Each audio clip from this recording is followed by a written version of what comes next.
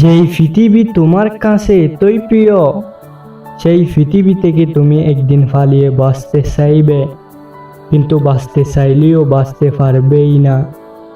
কারণ এই পৃথিবীতে শুধুমাত্র যৌবন এবং ক্ষমতাকে মূল্যায়ন করে।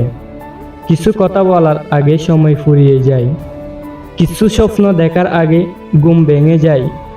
জীবনে যতই বড় হবে ততই বুঝতে পারবে প্রয়োজন ছাড়া এই পৃথিবীতে কেউ আপন হয় না। নিজের হতাশার জন্য কখনো অন্যকে দায়ী করো না, বরং নিজেকে দায়ী করো অন্যের থেকে অতিরিক্ত আশা করার জন্য। বর্তমান সমাজটা এমন, সৎ মানুষগুলো অবহেলিত আর অসৎ মানুষগুলো সম্মানিত।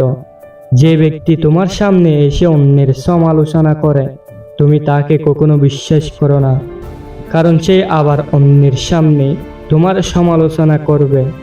কতটা পথ একসাথে চললেই একটা মানুষকে ঠিকমতো চেনা যায় অথবা জানা যায়, হয়তোবা সারা জীবনেও না। হয়তোবা মানুষের অতীতকে পরিবর্তন করা যায় না, কিন্তু ভবিষ্যৎকে সুন্দর করে সাজানো যায়। কখনো ছোট কাজ করতে লজ্জা পেও না, কারণ মানুষ এই ছোট কাজ না করার জন্য অনেক বড় কাজ কেউ করতে পারে না। আর যারা এখন অনেক বড় জায়গায় পৌঁছেছে, তারা একদিন এই ছোট ছোট কাজ করেই কিন্তু বড় জায়গায় পৌঁছেছে। এই পৃথিবীর প্রত্যেকটা মানুষের জীবনে একটা করে গল্প আছে। অতীতে ফিরে গিয়ে সে গল্পের শুরুটা কখনো পরিবর্তন করা সম্ভব নয়, কিন্তু তুমি চাইলে তুমি চেষ্টা এবং তোমার আত্মবিশ্বাস দিয়ে ওই গল্পের শেষটা নতুন করে সাজিয়ে তুলতে পারবে। মনে রেখো, খারাপ পরিস্থিতি আমাদের যতটাই কষ্ট দেয়, তার সে অনেক শক্তিশালী করে তোলে।